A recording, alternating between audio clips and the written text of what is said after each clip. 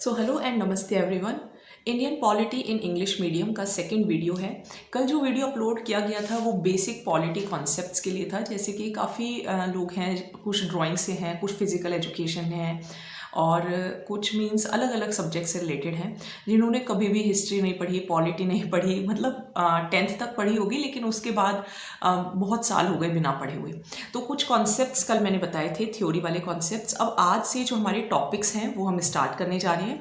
जैसे आप सिलेबस में फर्स्ट टॉपिक देखेंगे तो गवर्नमेंट ऑफ इंडिया एक्ट 1935 है, then constituent assembly and salient features of constitution है।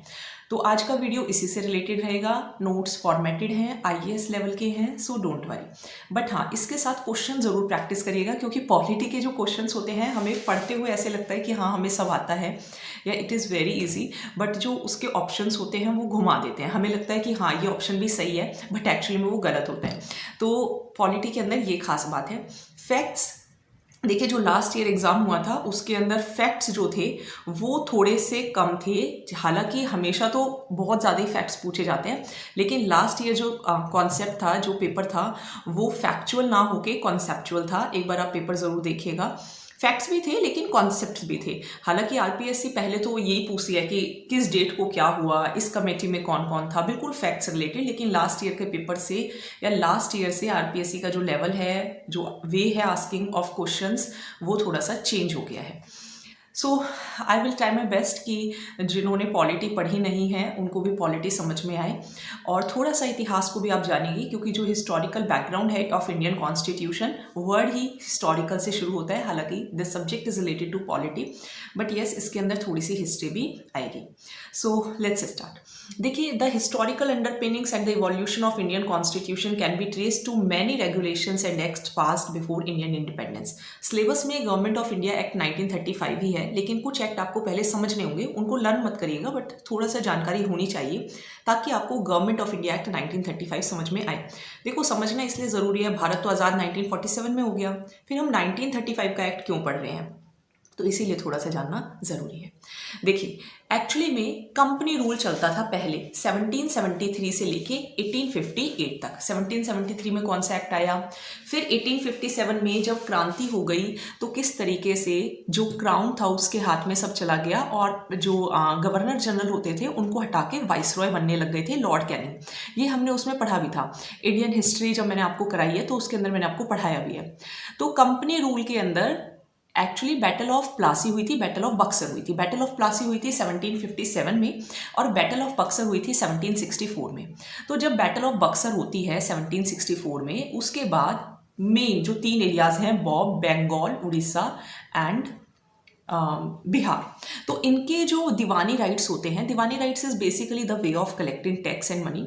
ये जो राइट्स होते हैं ये ब्रिटिशर्स के पास चले जाते हैं, क्योंकि उन्होंने बैटल ऑफ बक्सर जीत लिया है। अब शुजा उद दौला के बारे में मैं आपको पढ़ाऊँ तो वो हमारा थोड़ा सा हिस्ट्री पार्ट हो जाता है। हिस्ट्री भी बहुत इंटरेस्टिंग है, लेकिन वो हमारे सिलेबस में नहीं है। तो इंटरेस्टिंग तो बहुत कुछ है, but syllabus is also important, क्योंकि लड़ाइयाँ जब पढ़ते हैं और जब ये ध्यान ना हो ना कि हाँ हमें ये फैक्ट्स याद करने हैं, तो जब आप उनको सुनोगे तो आपको बड़ा मज़ा आएगा। बट जब आपको ये बोल दिया जाएगा कि अब आपको याद करना है, तो सब आपके सर में घूमने लगेगा कि कौन सिराजुद्दौला था, कौन किसके साथ मिला हुआ था। तो बस अभी यही ध्यान रखिए कि बैटल ऑफ बक्सर हुआ था 1764 में, जिसके बाद जो दीवानी राइट्स थी वो ब्रिटिशर्स को दे दी गई थी। 1858 तक इसी तरीके से चलता है, कंपनी रूल जिसको कहा जाता है, ईस्ट इंडिया कंपनी की बात हो रही है। फिर 1857 का रिवॉल्ट होता है और 1858 से क्राउन रूल शुरू होगा, और 1858 से 1947 तक यही चलेगा। अब रिवॉल्ट ऑफ 1857 राजस्थान का हो या इंडिया का हो, आपको मैराथन्स वाली वीडियो के अंदर मैंने कराया है। जो 4th में से क्लास शुरू हुई थी, आप वो क्लासेस ज़रूर देखें।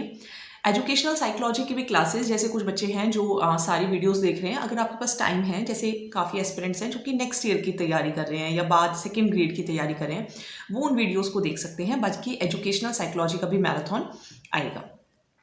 तो और नहीं भी आएगा तो मैं बता दूंगी, बट वैसे अभी तक चांसेस हैं आएगा। लेकिन हाँ, अभी इंडियन पॉलिटी, राजस्थान हिस्ट्री के 4 टॉपिक्स हैं, राजस्थान कल्चर और राजस्थान ज्योग्राफी और करंट अफेयर्स। इनको बहुत ज़्यादा प्रायोरिटी मैंने दी हुई है, क्योंकि एग्ज़ाम आज 11 हो गया और एग्ज़ाम 31 को है। देखो, ये थोड़ी सी आपको टाइमलाइन नज़र आएगी, ठीक है, ये आपको टाइमलाइन नज़र आएगी, इसको थोड़ा सा समझने की कोशिश करें। देखो जब आप ये टाइमलाइन देखोगे तो यहाँ पे क्या है, 1600 के अंदर ईस्ट इंडिया कंपनी आ जाती है इंडिया के अंदर। फिर 1765 में जो शाह आलम होता है वो दीवानी राइट्स दे देता है ईस्ट इंडिया कंपनी को। फिर 1773 में आता है रेगुलेटिंग एक्ट, अभी उसको भी मैं थोड़ा सा आपको पढ़ाऊंगी। 1781 में आता है एक्ट ऑफ सेटलमेंट, बहुत छोटा सा एक्ट होता है, बीच में कब आता है कब चला जाता है पता नहीं चलता। 1784 में आता है पिट्स इंडिया एक्ट। 1813 में चार्टर एक्ट, 1833 में चार्टर एक्ट, 1853 में चार्टर एक्ट। फिर 1857 में आता है रिवॉल्ट ऑफ 1857। फिर इसके बाद क्या होगा, कंपनी यहीं तक, हम क्या कहते हैं कि यहीं तक कंपनी का रूल था 1773 से 1758। फिर इसके बाद 1857 का रिवॉल्ट हो जाएगा और फिर गवर्नमेंट ऑफ इंडिया एक्ट 1858 आएगा।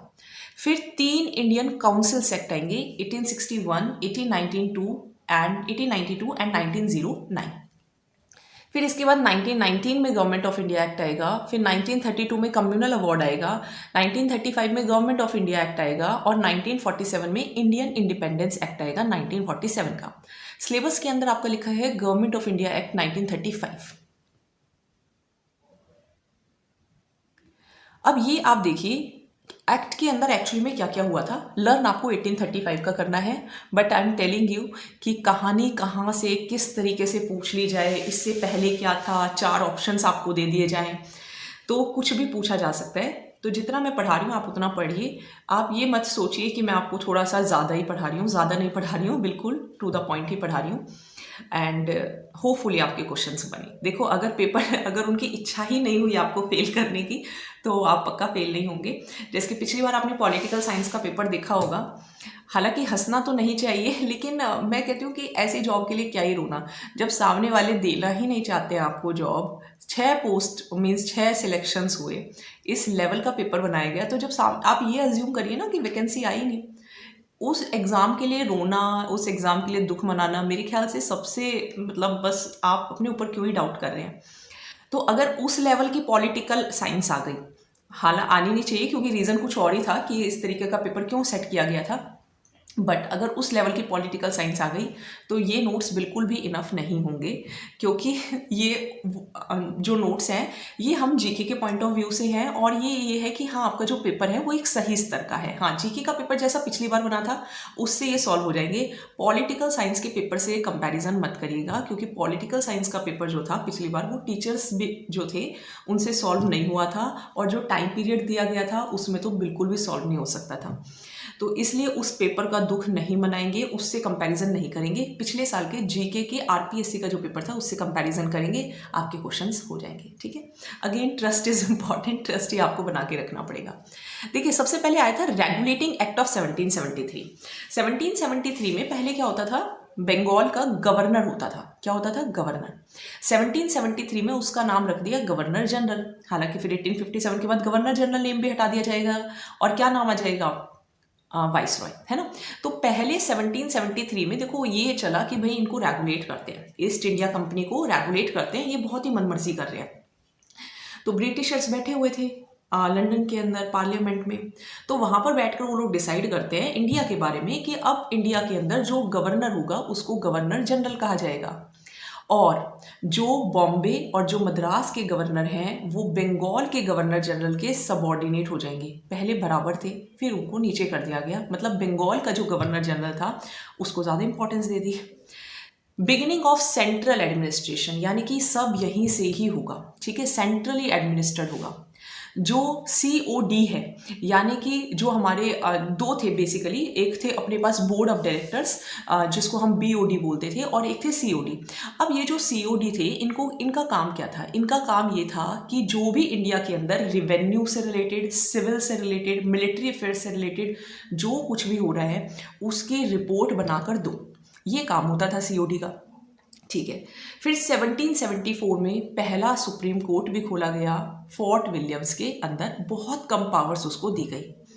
और पहले गवर्नर जनरल कौन बने बंगाल के, वॉरेन हेस्टिंग्स। तो ये था रेगुलेटिंग एक्ट 1773 का। देखो नीचे लिखा हुआ है, GG का मतलब गवर्नर जनरल है, COD का मतलब कोर्ट ऑफ डायरेक्टर्स है, एंड BOC का मतलब बोर्ड ऑफ कंट्रोल है। ठीक है, तो शायद मैंने बोर्ड ऑफ डायरेक्टर्स बोल दिया था, कोर्ट ऑफ डायरेक्टर COD का मतलब है। तो इस तरीके से 1773 का रेगुलेटिंग एक्ट आया था। ठीक है, सिलेबस में गवर्नमेंट ऑफ इंडिया एक्ट 1935 है, लेकिन ये 15 मिनट की कहानी समझनी ज़रूरी है अगर आपको गवर्नमेंट ऑफ इंडिया एक्ट 1935 समझना है। जिसने पहले से पॉलिटी पढ़ी है उसको समझने की ज़रूरत नहीं है, लेकिन थोड़ा सा आप समझेंगे तो आपके लिए ईजी रहेगा। फिर बीच में आया एक पिट्स इंडिया एक्ट 1784 का। अब यहाँ पर क्या डिसाइड किया गया, यहाँ पर ये डिसाइड किया कि डुअल सिस्टम इंट्रोड्यूस करते हैं। डुअल सिस्टम मीन्स जो सीओडी हैं, जो कोर्ट ऑफ डायरेक्टर्स, जो पहले सिविल, मिलिट्री, रिवेन्यू इनके बारे में रिपोर्ट दे रहे थे, वो कमर्शियल फंक्शंस देखेंगे, यानी कि पैसे से रिलेटेड फंक्शन देखेंगे। और जो बोर्ड ऑफ कंट्रोल है वो पॉलिटिकल फंक्शंस देखेगा, यानी कि राजनीति से रिलेटेड चीज़ें देखेगा। ये dual system Pitt's India act में शुरू किया गया। कंपनी की जो टेरिटरीज थी, यानी कि कंपनी ने जहां जहां पे जीत हासिल की थी, अब उसको कंपनी के टेरिटरीज नहीं कहा जाएगा, ब्रिटिश पोजेशन इन इंडिया कहा जाएगा। Board of control was empowered, thus giving British government supreme control over companies affects. तो जब बोर्ड ऑफ कंट्रोल को पॉलिटिकल राइट्स दे दी गई, मीन्स कि आप सब कुछ पॉलिटिकल देखेंगे, तो एक तरीके से कंपनी के ऊपर सुप्रीम कंट्रोल किसका आ गया, बोर्ड ऑफ कंट्रोल का। नाम ही है BOC, बोर्ड ऑफ कंट्रोल। ये था पिट्स इंडिया एक्ट। बेसिकली क्या था कि कोर्ट ऑफ डायरेक्टर्स क्या करेंगे एंड बोर्ड ऑफ कंट्रोल क्या करेगा, और जो कंपनी की टेरिटरीज है उसको ब्रिटिश पोजेशन कहा जाएगा। फिर 3 चार्टर एक्ट आते हैं। Charter act of 1813, charter act of 1833, charter act of 1853। 1813 में ये कहा गया कि पहले क्या होता था कि सिर्फ ईस्ट इंडिया कंपनी ही ट्रेड का काम कर रही है, लेकिन 1813 में ये कहा गया कि अब इसकी कोई मोनोपोली नहीं है ईस्ट इंडिया कंपनी की, कि वही इंडिया के साथ ट्रेड करेगी। सिर्फ टी एंड ओपियम में कर सकती है, बाकी हर किसी के अंदर हर किसी को छूट है, मीन्स कोई भी कंपनी जाके ट्रेड कर सकती है। 1813 में जो फाइनेंशियल प्रोविजन था कि साइंस एंड लिटरेचर, वो भी दिया गया, और 1 लाख रुपए भी दिए गए कि नेटिव्स के बीच में एजुकेशन को भी प्रमोट करो, लोग पढ़ें और लिखें। तो ये था चार्टर एक्ट ऑफ 1813। अब बात करते हैं चार्टर एक्ट ऑफ 1833 की। अब देखो 33 को ऐसे याद कर लेना, 3 जो है ना, 3 से आप C बना सकते हो ना, ये 3 है, इसको उल्टा कर लो, C थोड़ा कलर चेंज कर लेती हूँ। ये जो 3 है इसको आप ऐसे C बना लो। तो 1833 से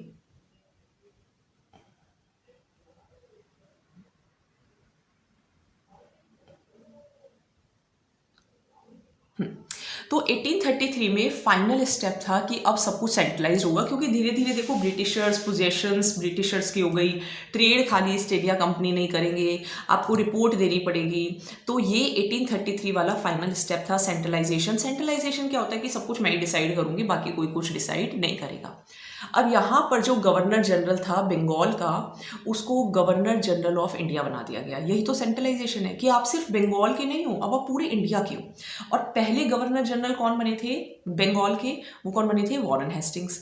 और अब इंडिया के गवर्नर जनरल कौन बनेंगे, Lord William Bentinck, first governor general of India. ध्यान रखना है, फर्स्ट गवर्नर जनरल कौन थे, वॉरेन हेस्टिंग्स थे। First governor general of India कौन है, लॉर्ड विलियम बेंटिक है। एक बार दोबारा दिखा देती हूँ, देखो यहाँ पे मैंने आपको पढ़ाया था कि वॉरेन हेस्टिंग्स कौन है, फर्स्ट गवर्नर जनरल। पहले गवर्नर जनरल वॉरेन हेस्टिंग्स और पहले गवर्नर जनरल ऑफ इंडिया। ठीक है, ये टेबल देखो ऐसे चल रही है। पहले गवर्नर जनरल ऑफ इंडिया कौन है, लॉर्ड विलियम बेंटिक।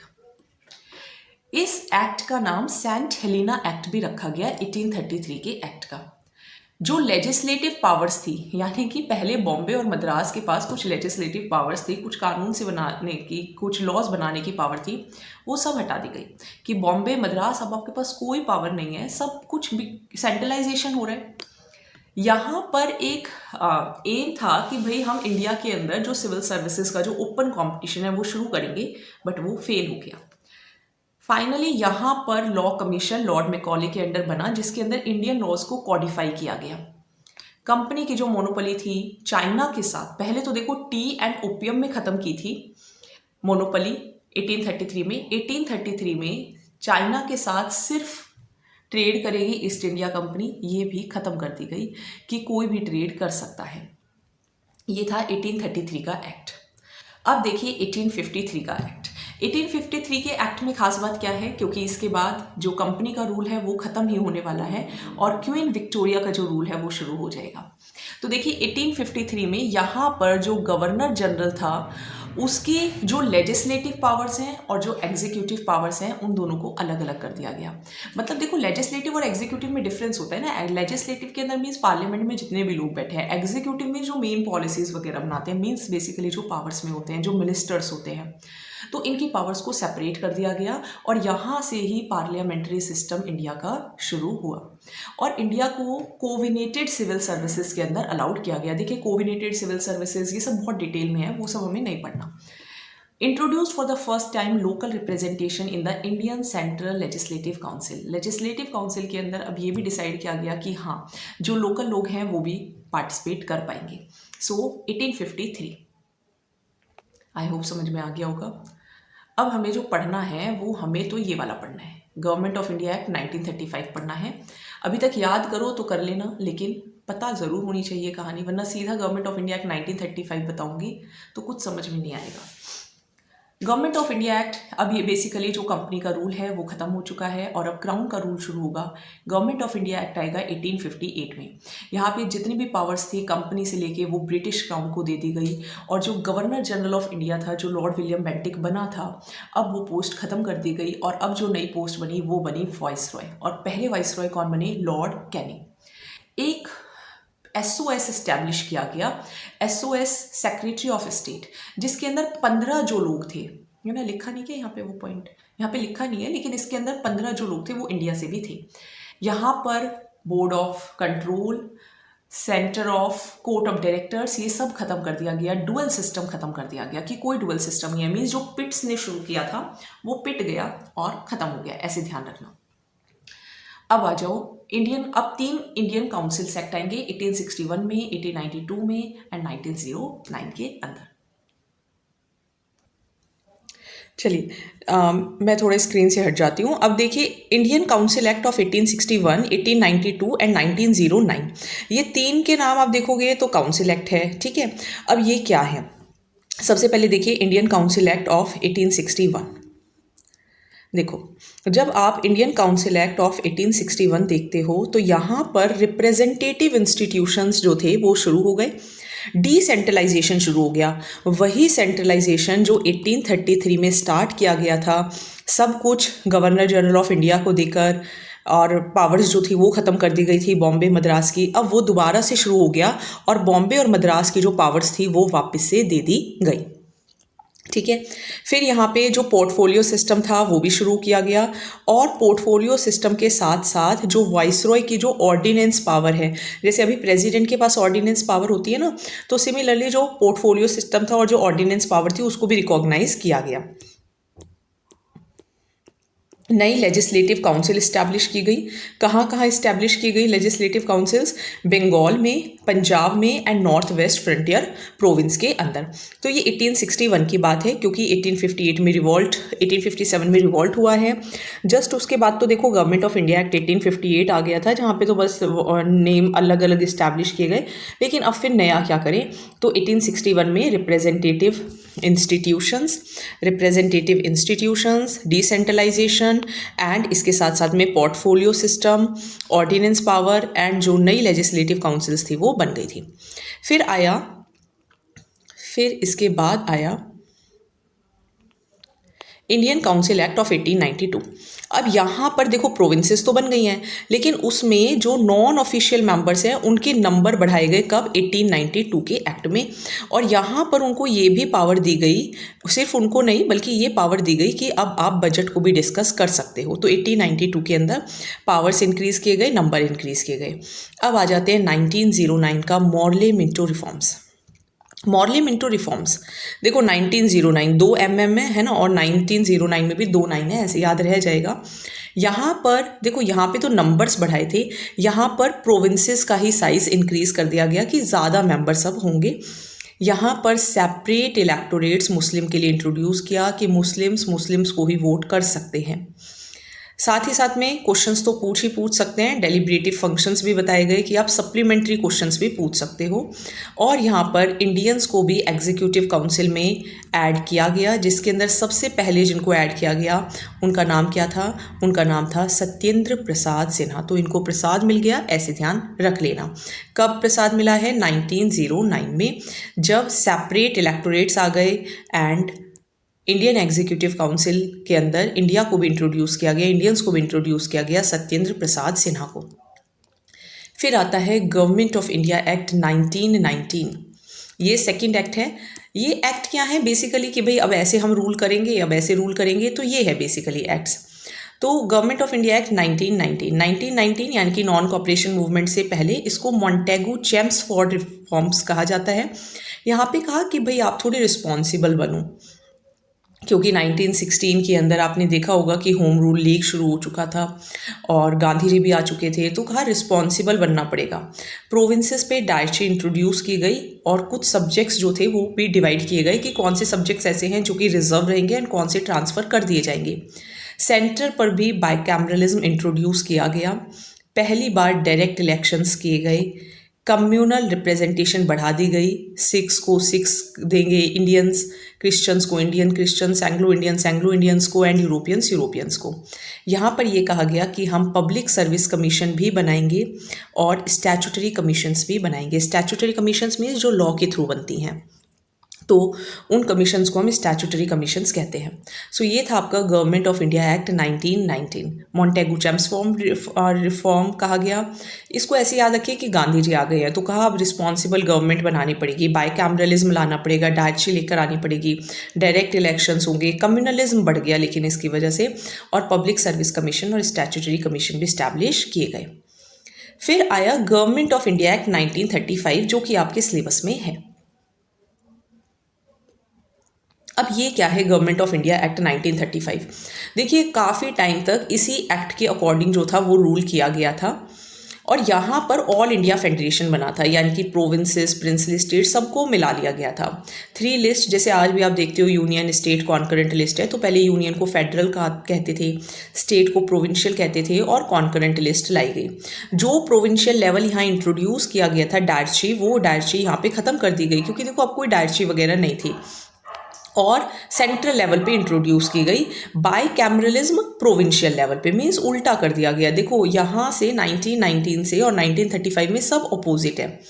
1919 में जो डायरेक्टरी प्रोविंशियल लेवल पर थी वो यहाँ पर इंट्रोड्यूस कर दी गई, वहाँ पर बाइकैमरलिज्म इंट्रोड्यूस कर दिया गया, और जो बाइकैमरलिज्म सेंटर पर था वो वहाँ पर ख़त्म करके बाइकैमरलिज्म जो था वो प्रोविंशियल में हो गया और डायरेक्टरी प्रोविंशियल लेवल पे हो गया, मीन्स अपोजिट हो गया।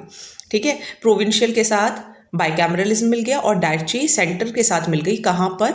1935 में। तो ध्यान रखिएगा 1935 में। अब देखो कैसे याद रखोगे, ऐसे याद रखना, क्योंकि पेपर में कौन इतना दिमाग लगाएगा, तो आपको डीपी ध्यान रखना कि 1935 में डायरेक्टरी प्रोविंशियल लेवल पर थी एंड अबॉलिश थी, एंड इसके साथ साथ जो था वो उसको किस पर इंट्रोड्यूस किया गया? सेंट्रल लेवल पर, क्योंकि देखो डायरेक्टरी पहले ही तो है ना प्रोविंशियल लेवल पे, यहाँ पे है ही, तो डीपी को ख़त्म कर दिया गया और डीसी, ठीक है, डीपी को ख़त्म कर दिया गया और डीसी। ऐसे याद रखना कि अब डीपी कोई नहीं लगाएगा, ये डिस्ट्रिक्ट कलेक्टर ने कहा है, ऐसे बस याद रह जाएगा।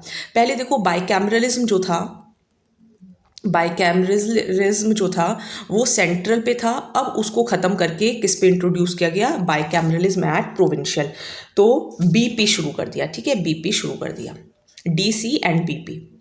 कम्युनल रिप्रेजेंटेशन यहाँ भी बढ़ा, पहले भी बढ़ा था और यहाँ पर फिर बढ़ा। डिप्रेस्ड क्लास, विमेन, लेबर, इनको भी कम्युनल रिप्रेजेंटेशन दिया गया। सबसे important, reserve bank of India and federal court भी बने 1935 में। तो ये था आपका government of India act 1935। I hope समझ में आ गया होगा। इसके अलावा भी देखिए बहुत कुछ पॉइंट्स अगर लक्ष्मीकांत में गिवन होंगे तो वो भी मैं आपको ऐड करके बता दूंगी। एक और एक्ट है इंडियन इंडिपेंडेंस एक्ट 1947। अब तो भारत आज़ाद हो गया है, ब्रिटिश रूल ख़त्म है, वाइसरॉय ख़त्म, सेक्रेटरी ऑफ स्टेट ख़त्म, कॉन्स्टिट्यूएंट असेंबलीज को पावर मिल गई कॉन्स्टिट्यूशन बनाने की। प्रिंसली स्टेट्स इंडिया को ज्वाइन कर सकते हैं, पाकिस्तान को ज्वाइन कर सकते हैं, या फिर इंडिपेंडेंट भी रह सकते हैं।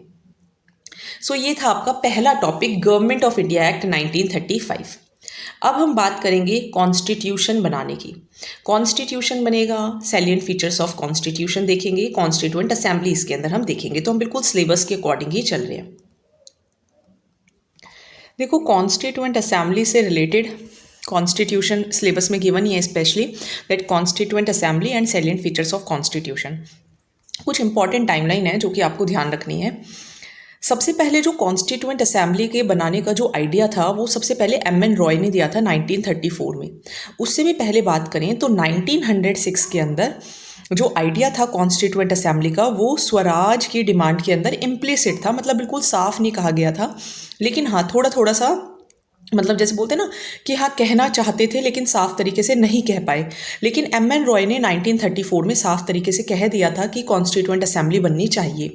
1935 में इंडियन नेशनल कांग्रेस ने ऑफिशियली डिमांड किया कि कॉन्स्टिट्यूएंट असेंबली बनाओ। अगस्त ऑफर में ये बात मान ली गई। 1942 में क्रिप्स प्रपोजल आया और कहा कि कॉन्स्टिट्यूएंट असेंबली जो है वो बनाई जाएगी, लेकिन but M L. Rejected this proposal. Muslim league जो थी उसने इस प्रपोजल को रिजेक्ट कर दिया, तो मुस्लिम लीग जो थी उसकी वजह से 1942 में रह गया। फिर आया कैबिनेट मिशन, और जहाँ पर दोबारा से ये कहा गया कि कॉन्स्टिट्यूएंट असेंबली बनेगी, लेकिन अगेन मुस्लिम लीग कुछ हद तक सेटिस्फाइड थी और कुछ हद तक नहीं थी। 1946 में कॉन्स्टिट्यूएंट असेंबली बनाई गई अंडर कैबिनेट मिशन प्लान। तो इस तरीके से तो आपकी कॉन्स्टिट्यूएंट असेंबली बनी, यानी कि जो कॉन्स्टिट्यूशन बनाएंगे। तो सबसे पहले आइडिया किसने दिया था? 1906 में स्वराज में कहा गया था। एम.एन. रॉय ने बिल्कुल साफ शब्दों में कहा। फिर जब कहा तो 1935 में इंडियन नेशनल कांग्रेस ने डिमांड की। 1940 में कहा कि हाँ हम देंगे, लेकिन 1942 में मुस्लिम लीग को प्रॉब्लम थी। 1946 में कैबिनेट मिशन में भी मुस्लिम लीग को प्रॉब्लम थी, लेकिन फिर भी 1946 में नवंबर के अंदर कॉन्स्टिट्यूएंट असेंबली बनाई गई under cabinet mission plan. Then देखिए, जो जवाहरलाल नेहरू थे उन्होंने 22 जनवरी 1947 को 22 जैन 1947 को एक ऑब्जेक्टिव रिजोल्यूशन पास किया और उसको सबने ही अडॉप्ट किया। उससे पहले 9 दिसंबर 1946 को, देखिए ये तो 1936 की बात है। थोड़ा सा ही मुझे इसका साइज जो है वो स्मॉल करना पड़ेगा क्योंकि डेट्स बहुत इंपॉर्टेंट है। देखिए 9 दिसंबर 1946 को, 9 दिसंबर, नीचे बस सीए और कॉन्स्टिट्यूएंट असेंबली का फुल फॉर्म ही गिवन है। हाँ देखिए, ध्यान से समझेंगे तो समझ में आएगा। जो पॉलिटी पहले से जानते हैं उनको समझ में आ जाएगा, जो फर्स्ट टाइम पढ़ रहे होंगे देखो उनको बहुत दिक्कत आती है कि क्या ही हो रहा है, बट मेरी कोशिश पूरी है कि आपको समझ में आए। 9 दिसंबर 1946 को, 9 दिसंबर 1946 को पहली मीटिंग होती है, और जो डॉक्टर सच्चिदानंद सिन्हा होते हैं, क्योंकि वो सबसे बड़े थे, उम्र में सबसे बड़े थे और ऐसा फ्रेंच में होता था, तो यही अडॉप्ट किया गया और उनको प्रेसिडेंट बना दिया गया 9 दिसंबर को। फिर बाद में डॉक्टर राजेंद्र प्रसाद को प्रेसिडेंट बनाया गया और जो एच.सी. मुखर्जी थे उनको वाइस प्रेसिडेंट बनाया। 4 दिन बाद जवाहरलाल नेहरू ऑब्जेक्टिव रिजोल्यूशन लेके आते हैं जो पास कर दिया जाता है, मीन्स अडॉप्ट कर लिया जाता है। फिर 1947 में इंडियन इंडिपेंडेंस एक्ट पास किया जाता है जिसमें कुछ चेंजेस आते हैं। 26 नवंबर 1949 में जो कॉन्स्टिट्यूशन का जो ड्राफ्ट था उसको पास मान लिया जाता है, जिसमें 395 आर्टिकल्स, 8 शेड्यूल्स और एक प्रियम्बल था। ठीक एक साल बाद नहीं, नवंबर के बाद जनवरी के अंदर, डेट सेम है ऑलमोस्ट, तो 2 महीने के बाद 26 जनवरी 1950 को ये डिसाइड किया जाता है। क्योंकि 26 जनवरी को ही जो लाहौर सेशन हुआ था 1930 में, उसमें पूर्ण स्वराज सेलिब्रेट किया गया था, इसलिए जो कॉन्स्टिट्यूशन का जो अमेंडमेंट, जो डेट है कमेंसमेंट की, वो 26 जनवरी 1950 मानी जाती है। हालांकि पास हो गया था 26 नवंबर 1949 को ही। आई होप समझ में आ गया होगा। क्या है कॉन्स्टिट्यूएंट असेंबली? पूरे तरीके से सॉवरन बॉडी है, लेजिस्लेटिव बॉडी है, और लेजिस्लेटिव बॉडी के जो चेयरमैन हैं, लॉ के जो चेयरमैन हैं बेसिकली जी.वी. मावलंकर, और यही पहली पार्लियामेंट बनती है फ्री इंडिया की, कॉन्स्टिट्यूएंट असेंबली। स्ट्रेंथ जो थी उसको कम कर दिया गया, 299 रखा गया, क्योंकि जो मुस्लिम लीग थी वो काफ़ी एरिया से विड्रू कर गई थी। आई थिंक पहले शायद 389 थे। अब देखिए ऑब्जेक्टिव रिजोल्यूशन जो कि जवाहरलाल नेहरू लेकर आए थे उसमें क्या था, तो सब कुछ अच्छा था जिसको अडॉप्ट किया गया 22 जैन 1947 को। देखो यहाँ पढ़ाया था ना मैंने, 22 जैन 1947 को जो अडॉप्ट किया गया था। तो उसमें क्या था, उसमें ये था कि इंडिया भाई सॉवरन रिपब्लिक बनेगी। अब इसीलिए कल मैंने थोड़ा सा, अब आज मैंने वो टर्म्स वाला जो पेज है वो छोड़ दिया, सॉवरन रिपब्लिक वाला। नहीं पता हो तो लिखिएगा, मैं वो वाला एक पेज और पढ़ा दूंगी, क्योंकि ये कुछ टर्म्स हैं जो बेसिक पॉलिटी कॉन्सेप्ट्स हैं। तो इंडिया एक सॉवरन रिपब्लिक बनेगा, मींस वोट्स वगैरह होंगे, ठीक है, हम किसी से पूछ के कुछ डिसीजन नहीं लेंगे। कंट्री के अंदर पीस होगा, वेलफेयर होगा, माइनॉरिटीज़ के बारे में सोचा जाएगा, बैकवर्ड ट्राइबल एरियाज़ के बारे में सोचा जाएगा। सभी पावर, सभी अथॉरिटी लोगों से ही आएंगी। हाँ, और क्या था, और ये था कि जस्टिस मिलना चाहिए लोगों को, सोशली भी, इकोनॉमिकली भी, पॉलिटिकल भी। इक्वालिटी ऑफ स्टेटस होनी चाहिए, इक्वालिटी ऑफ अपॉर्चुनिटी होनी चाहिए, सब कानून के सामने बराबर होने चाहिए। फ्रीडम होनी चाहिए थॉट की, एक्सप्रेशन की, belief, faith, worship, vacation, association, जो कि फंडामेंटल राइट्स के फॉर्म में बाद में सामने आएगी। चलिए अब बात करते हैं कि कॉम्पोजिशन क्या है कॉन्स्टिट्यूएंट असेंबली का, यानी कि जो लोग संविधान बना रहे हैं उसमें आखिर हैं कौन कौन, किसने हमारा संविधान बनाया। तो देखिए टोटल स्ट्रेंथ 389 थी, जिसमें से 296 ब्रिटिश इंडिया जैसे वो एरियाज बेसिकली जो ब्रिटिशर्स के कंट्रोल में थे, एंड 93 स्टेट्स प्रिंसली स्टेट्स की थी। ठीक है, तो 296 प्लस 93, कुछ लोग नॉमिनेटेड थे, कुछ लोग इलेक्टेड थे। मींस जो प्रिंसली स्टेट्स के थे वहाँ पे तो कोई इलेक्शन नहीं हो रहे थे, तो वो तो नॉमिनेटेड थे, ठीक है, जो हेड्स थे उनके। वहीं जो ब्रिटिश इंडिया के थे उनको, वो भी थे तो मतलब के नॉमिनेटेड ही, लेकिन इनडायरेक्टली इलेक्टेड थे, यानी कि उनको चूज करके लाया गया था। कैसे? Proportional representation bye means of single transferable vote. ये भी बहुत डिटेल में हम पढ़ेंगे। देन इसके अंदर सभी रिप्रेजेंटेटिव्स थे, सभी सेक्शंस के, चाहे हिंदू हों, मुस्लिम हों, सिख हों, पारसी हों या फिर एंग्लो इंडियंस हों। महात्मा गांधी कॉन्स्टिट्यूएंट असेंबली के पार्ट नहीं थे। अब बात करते हैं कमिटीज़ की। कॉन्स्टिट्यूएंट असेंबली में कुछ कमिटीज़ थी, मेजर 8 थी और माइनर 15 थी, बट वो भी इंपॉर्टेंट है। देखिए मेजर 8 कौन कौन सी थी, ये थोड़ी सी ध्यान रखनी ज़रूरी है। यूनियन पावर्स की जो कमेटी थी उनके हेड बनाए गए थे जवाहरलाल नेहरू। ऐसे याद रखना कि बाद में भी जो पावरफुल होंगे वो जवाहरलाल नेहरू बनेंगे, तो ऐसे याद रह जाएगा। फिर यूनियन कॉन्स्टिट्यूशन के भी जवाहरलाल नेहरू, प्रोविंशियल कॉन्स्टिट्यूशन के सरदार पटेल। ऐसे याद रखना कि सरदार पटेल ने ही प्रोविंसेस को मिलाया था। ड्राफ्टिंग कमेटी के BR अम्बेडकर थे ही। एडवाइस भी सरदार पटेल ही करेंगे, वही बोलेंगे कि प्रोविंसेस को कैसे कैसे मिलाना है, ऐसे याद रह जाएगा। रूल्स ऑफ प्रोसीजर, क्योंकि आपको पता होगा डॉक्टर राजेंद्र प्रसाद ही पहले प्रेसिडेंट थे, तो उनको रूल्स वगैरह पता थे, याद रह जाएगा। स्टेट्स के, कॉन्स्टिट्यूशन के, पावर्स के, तीनों के कौन हैं? जवाहरलाल नेहरू। और रूल्स ऑफ प्रोसीजर के और स्टीयरिंग के कौन हैं? डॉक्टर राजेंद्र प्रसाद। ठीक है, तो स्टीयरिंग चलाने के कुछ रूल्स होते हैं तो वो राजेंद्र प्रसाद बताएंगे। एडवाइस कौन करेंगे कि प्रोविंसेस में कैसे कैसे काम करना है? सरदार पटेल। तो बस ट्रिक है, याद रह जाएगा। फिर बात करें, कुछ माइनर थी, टोटल 15 थी, लेकिन इंपॉर्टेंट कौन कौन सी थी? एक तो फाइनेंस एंड स्टाफ वाली एंड एक लिंग्विस्टिक प्रोविंसेस वाली। अच्छा, ड्राफ्टिंग कमेटी जो थी, यानी कि जिसके हेड जो थे वो BR अम्बेडकर थे, लेकिन उसके अंदर और भी लोग थे, और ये मैंने आपको उसमें पढ़ाए थे, क्या कहते हैं, जब मैंने आपको इंडियन हिस्ट्री कराई थी। तो देखिए इसके अंदर कौन कौन थे। एक तो थे अयंगर और अय्यर। देखो दोनों नाम एक जैसे ना, अयंगर और अय्यर। एक थे KM मुंशी, एक थे SM सादुल्ला, एक थे NM राव जिसको बाद में रिप्लेस कर देते हैं BL मिट्टर, एक थे TT कृष्णामचारी जिनको बाद में रिप्लेस करते हैं DP खेतान। ठीक है, तो ये लोग थे जो कि ड्राफ्टिंग कमेटी के मेंबर्स थे, अयंगर, अय्यर, मुंशी, सादुल्ला। ठीक है, और TT Krishnamachari and MM Rao को रिप्लेस करेंगे DP खेतान एंड BL मिट्टर। इसके अलावा कुछ एडवाइजरी कमिटीज़ भी थी, जैसे कि फंडामेंटल राइट्स से रिलेटेड थी JB कृपलानी। तो ऐसे याद रख लेना कि देखो कृपा ही होगी जो हमें फंडामेंटल राइट्स प्रोवाइड करेंगे, तो JB कृपलानी की थी फंडामेंटल राइट्स। माइनॉरिटीज़ की HC मुखर्जी, MM से याद रख लेना। North east frontier tribal areas और आसाम, लेकिन इसके अंदर कुछ areas excluded and partially excluded areas, ये कौन थे? GD बारदोलोई। तो नेम ध्यान रखिएगा। तो देखो आसाम है तो आसाम में बारदोलोई, ऐसे कुछ नाम होते हैं। और वो एरियाज़, मतलब आसाम था लेकिन आसाम के अंदर कुछ एरियाज़ नहीं थे, और मतलब आसाम एक्सक्लूडेड है ये, है ना। North east frontier tribal areas and Assam excluded and partially excluded areas, उसके थे बारदोलोई। जो एक्सक्लूडेड एंड जो पार्शली एक्सक्लूडेड एरियाज़ है उसके कौन थे? आसाम को छोड़ के AV ठक्कर।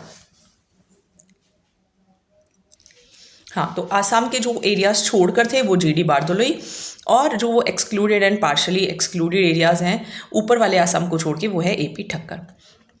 कॉन्स्टिट्यूएंट असेंबली बन तो गई, लेकिन इसकी बहुत आलोचना हुई। क्यों आलोचना हुई? पहली बात तो ये ही कि भाई इसके अंदर मेंबर्स डायरेक्टली इलेक्टेड ही नहीं है, प्रिंसली स्टेट्स से तो बिल्कुल भी नहीं है, और बाकी भी जो हैं वो भी इनडायरेक्टली ही इलेक्टेड हैं, तो ये प्रॉब्लम थी। सॉवरन बॉडी नहीं थी, क्योंकि आपने खुद डिसीजन थोड़ी लिया, ब्रिटिश गवर्नमेंट ने प्रपोजल दिया तब ये कॉन्स्टिट्यूएंट असेंबली बनी, तो इसलिए इसको सॉवरन बॉडी भी नहीं माना जा रहा था। टाइम बहुत लगा, और वो तो क्या कहते हैं, आप ये देखो कि इंडिया में तो इतना टाइम लगा, क्योंकि हालांकि हमने जो कॉन्स्टिट्यूशन थे वो दूसरी कंट्रीज़ के भी बहुत पढ़े समझे, बट फिर भी टाइम लगा। कांग्रेस के मेंबर्स थे, बाकी तो कोई नज़र ही नहीं आता था, और कांग्रेस के ज़्यादातर मेंबर्स लॉयर्स थे। हिंदू कम्युनिटी डोमिनेटेड थी, बाकी जो लोग थे उनकी जो नंबर थे वो कम थे। एक प्रेम्बल है जो कि आपको थोड़ा पता होना चाहिए। इसमें देखिए सोर्स कौन है अथॉरिटी का, कॉन्स्टिट्यूशन का, तो we means the people of India having solemnly resolve to constitute India into a sovereign socialist secular democratic republic and to secure all its citizen. और हमें अपने सिटीजन्स को जस्टिस देना है, सोशल इकोनॉमिक पॉलिटिकल लिबर्टी देनी है, thought expression belief faith and worship की equality होगी, स्टेटस की opportunity, and to promote among them all, उन सब में फ्रेटर्निटी, जिससे इंडिविजुअल की डिग्निटी एंड नेशन की यूनिटी एंड इंटीग्रिटी भी बनी रहे। अब ये हर एक टर्म को समझना बहुत ज़रूरी है। जैसे कि सॉवरेन का क्या मतलब होता है? देखिए सॉवरेन का मतलब होता है कि इंडिया जो है वो इंडिपेंडेंट है, मीन्स हमारे इंटरनल एंड एक्सटर्नल अफेयर्स में कोई दूसरी कंट्री इंटरफेयर नहीं करेगी, कोई दूसरा नेशन का डोमिनियन नहीं होगा। यूएन या कॉमनवेल्थ की जो मेंबरशिप है उसका कोई फ़र्क नहीं पड़ना चाहिए इंडिया की सॉवरेनिटी पे। डेमोक्रेटिक का मतलब क्या होता है कि इनडायरेक्ट डेमोक्रेसी है, पार्लियामेंट के अंदर देखो रिप्रेजेंटेटिव डेमोक्रेसी है, जैसे कि पीएम किसको चूज़ करना है वो हम चूज़ नहीं करते, हम पार्टी को वोट करते हैं। यूनिवर्सल एडल्ट फ्रेंचाइज है, पीरियड पर इलेक्शंस होंगे। डेमोक्रेसी है पॉलिटिकली भी, सोशली भी एंड इकोनॉमिकली भी। रिपब्लिक का मतलब कि दो तरीके के देखिए डेमोक्रेटिक पॉलिटी होती है, एक तो मोनार्की एंड रिपब्लिक। मोनार्की क्या है? जैसे क्वीन है ब्रिटेन के अंदर, है ना, लेकिन हमारे यहाँ तो ऐसा कुछ नहीं है, हमारी तो रिपब्लिक है, यानी कि लोग वोट करेंगे, कोई भी प्रिविलेज्ड क्लास नहीं होगी, कोई किंग नहीं होगा।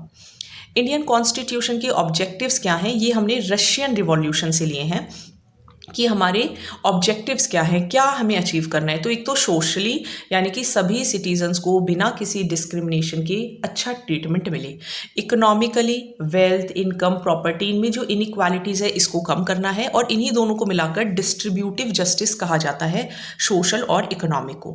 पॉलिटिकल, हर किसी के पास बराबर पॉलिटिकल राइट्स हैं, हर कोई पॉलिटिकल ऑफिस में बैठ सकता है इलेक्शंस जीत के, और गवर्नमेंट में भी सबकी बराबर वॉइस है। 25 एंड 326 क्या कहता है? देखो 325 एंड 326 क्या कहता है? 325 326 ये कहता है, 325 में ये लिखा हुआ है कि किसी भी पर्सन को आप इलेक्टोरल रोल्स में लेने से इसलिए नहीं मना कर सकते कि उसका रिलीजन ये है, उसका रेस, उसका कास्ट, या वो मेल है या फीमेल है। हर किसी को बराबर हक है इलेक्टोरल रोल में अपना नाम इंक्लूड कराने का। 326 में ये लिखा गया है कि जो इलेक्शंस होंगे लोकसभा में और स्टेट असेंबली में वो एडल्ट सफराज के बेसिस पर होंगे। तो ये 3 वर्ड्स थे जो कि ऐड किए गए 42nd कॉन्स्टिट्यूशनल अमेंडमेंट एक्ट में, सिस, सोशलिस्ट, सेक्युलर, इंटेग्रिटी। सोशलिस्ट का मतलब डेमोक्रेटिक सोशलिज्म, कम्युनिस्टिक सोशलिज्म नहीं। मार्क्सिज्म एंड गांधीज्म का ब्लेंड है, लेकिन गांधीयन सोशलिज्म की तरफ टिल्ट है। डीपीएसपी भी है इसके अंदर है। सेक्युलर मीन्स पॉजिटिव कॉन्सेप्ट है, हर रिलीजन का बराबर स्टेट होगा, बराबर स्टेटस होगा, स्टेट से बराबर सपोर्ट मिलेगा। आर्टिकल 25 to 28 में fundamental right and freedom of religion given है। इंटीग्रिटी, सब लोग मिलजुल कर रहें एंड बाकी चीज़ों पर भेदभाव ना करें। प्रेम्बल क्या है? प्रेम्बल संविधान की आत्मा है, बेसिक फिलॉसफी है, वैल्यूज़ इसमें इंक्लूडेड हैं, नोबल विजन है कॉन्स्टिट्यूएंट असेंबली का। ये United states of American independence के डिक्लेरेशंस के जैसा दिखता है। पंडित जवाहरलाल नेहरू के ऑब्जेक्टिव्स रिजोल्यूशन पर ये बेस्ड है। कुछ और फैक्ट्स देखते हैं। देखिए, till the passage of Indian independence act 1947 से पहले जो इंडिया था वो ब्रिटिश एम्पायर की कॉलोनी हुआ करता था। 15 अगस्त 1947 से 15 अगस्त 1947 तक 26 जनवरी 1950 तक इंडिया का जो स्टेटस था वो डोमिनियन था कॉमनवेल्थ ऑफ नेशन में। फिर 26 जनवरी 1950 से इंडिया ब्रिटिश डोमिनियन का पार्ट नहीं रहा और इंडिया सॉवरन रिपब्लिक बन गया। हालांकि पाकिस्तान 1956 तक रहा है ब्रिटिश डोमिनियन। दो तरीके की डेमोक्रेसी होती हैं, ये मैं आपको अब कल पढ़ाती हूँ। चलिए, थैंक यू। वीडियो कैसी लगी ज़रूर